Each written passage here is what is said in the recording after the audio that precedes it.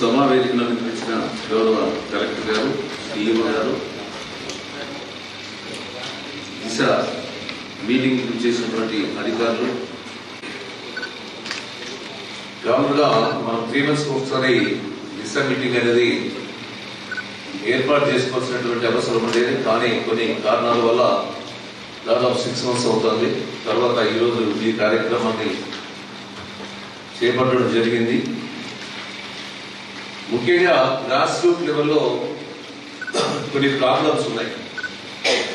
ఈరోజు ఎంతో ప్రతిష్టాత్మకంగా చేపట్టినటువంటి తల్లికి వందనం కార్యక్రమం ఈరోజు దాదాపుగా 67 లక్షల మందికి విద్యార్థులందరూ కూడా తల్లికి వందనం ప్రభుత్వం డబ్బులు ఇవ్వడం జరిగింది.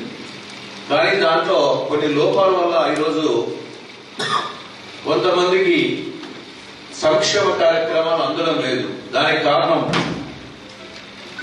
భూ సర్వే లాస్ట్ గవర్నమెంట్ లో తీసుకున్నటువంటి నిర్ణయం వల్ల ఒకే నంబర్ ఎల్పీ నంబర్ అనేది ఇచ్చారు. ఆ ఎల్పీ నంబర్ లో దాదాపు 20-30 మంది రైతులు కూడా ఉన్నారు. ఒక్కొక్కసారి 4-5 మంది. ఆ ఎల్పీ నంబర్ లో 10 ఎకరాలు 15 ఎకరాలు చూపిస్తా ఉంటే ఈ రోజు అది డివైడ్ చేయలేదు LP number. But LP number ని డివైడ్ చేయగలిగితేనే లబ్ధిదారులకి ఎవరైతే అనుకుంటున్నారో తల్లికి వందనం వాళ్ళు వర్తిస్తుంది. కానీ చాలా మండలాల్లో ఈరోజు తల్లికి వందనం అనేది అందడం లేదు రైతులకి. ఈ త్వరితగతిన ఇమ్మీడియట్ యాక్షన్ తీసుకోవాల్సినటువంటి అవసరం ఉంది అధికారులు. దానికి కలెక్టర్ గారు మీరు మండల్ మొత్తం ఆల్ మండల్స్ కు ఒక ఇన్స్ట్రక్షన్స్ ఇచ్చి త్వరితగతిన పూర్తి ఎల్పీ నంబర్ డివైడ్ చేయగలిగితే ఆ సంక్షేమ కార్యక్రమాలు అందేదానికి అవకాశం ఉంది. ఫిబ్రవరి 7 తర్వాత ముటేషన్ అయినటువంటి రైతులకి పిఎం కిసాన్ వర్తించడం లేదు. దాని మీద ఏ విధమైనటువంటి నిర్ణయాలు తీసుకోవాలో అది కూడా తెలియజేయాల్సినటువంటి అవసరం ఉంది. ఈ మొదటి టేకప్ చేద్దాం. తర్వాత ఇంకా ఒకటి కూడా ఎన్ఆర్ఈఎస్ వర్క్స్. ఈ వర్క్స్ వచ్చి 2019లో వర్క్స్ అని టేకప్ చేయడం. సపోజ్ 2018 నుండి 2019 వరకు ఎన్ఆర్ఈఎస్ వర్క్స్ ఆర్డర్స్ ఇవ్వడం జరిగింది, శాంక్షన్స్. బట్ శాంక్షన్ ఇచ్చిన తర్వాత ఆ వర్క్స్ దాదాపుగా 50%, 75% పూర్తి అయింది. పూర్తి అయిన తర్వాత 2019లో గవర్నమెంట్ మారిన తర్వాత ఎవరైతే పనులు చేశారో ఆ లబ్ధిదారులు పోయేసి ఇంజనీర్స్ తో అడిగితే అది క్లోజ్ అయిపోయిందని చెప్తా ఉన్నారు. ఇప్పుడు 24 తర్వాత ఈరోజు నమస్కారం. గౌరవ ఎంపీ గారు, బీకే బాలసాగర్ గారికి, సిఇఓ గారికి, ఈరోజు వచ్చిన దిశ కమిటీ మెంబర్స్, అధికారులు అందరికీ నమస్కారం. మీ అందరికీ తెలుసు ఇది రెగ్యులర్ మనకి దిశ మీటింగ్ రెగ్యులర్గా ఎవ్రీ 3 months మనం చేసుకుంటున్నాం.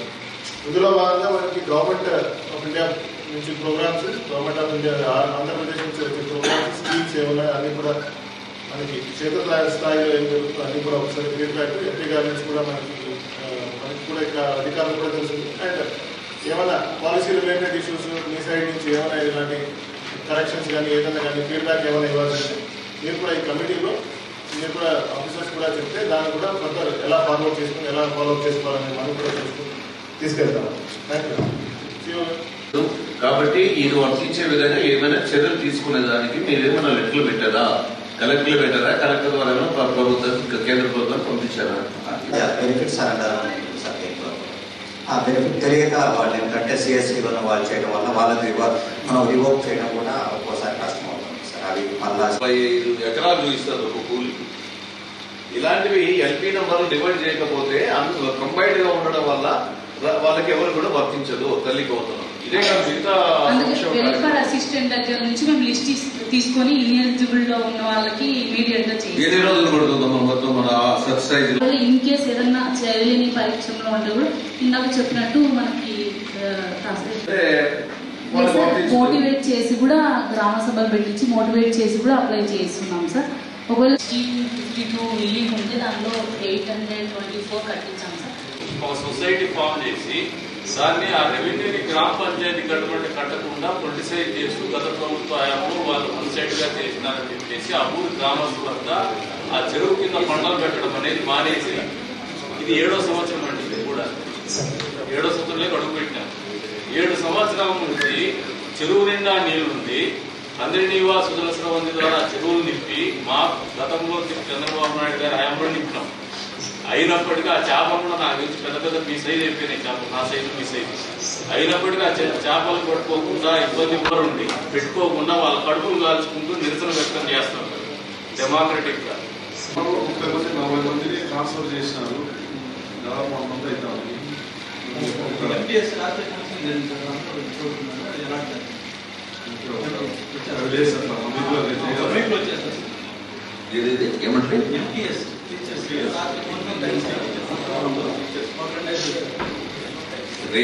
మాత్రమే ఇస్తున్నారు. నేను కూడా మీకు అడిగాను, ఇదే వెరైటీ ఇస్తూనే పోతుంటే ఒకటి క్రాప్ అసిస్టెన్స్, ఇన్సెక్ట్ అసిస్టెన్స్ వచ్చేస్తుంది. మీ దగ్గర ఆ రోజు మీరు చెప్పినట్టు లేకుండా అక్కడ వేరే వెరైటీ సీడ్ కూడా డెవలప్ చేయడం జరిగింది.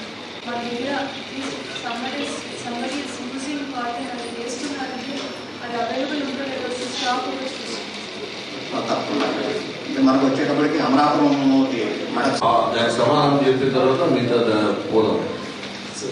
మొత్తం మాకు డిఆర్డీకి సంబంధించినటువంటి 12 ప్రశ్నలు వచ్చాయి సార్. 12 ప్రశ్నలు వచ్చాయి సార్. లాస్ట్ సంబంధించి మనకి 2019 నుండి 2024 లోపల చాలా మంది అనర్హులకి పెన్షన్లు ఇచ్చారు.